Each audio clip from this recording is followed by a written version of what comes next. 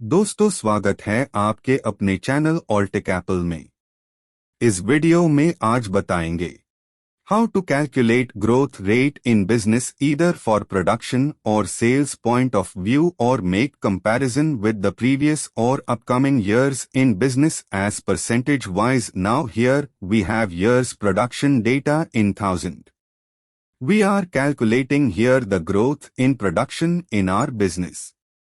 Look with an example how we calculate in year 2012 to 2013 if production is 400,000 compare with the production of 300,000 as in how much growth percentage increased। same ऐसे ही all years की information drag करके निकाल लेंगे।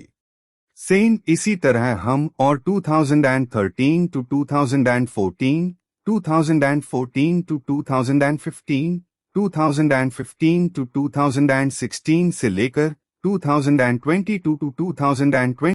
यदि आपकी कुछ knowledge increase हुई हो तो press bell icon and subscribe my channel all टेकएपल।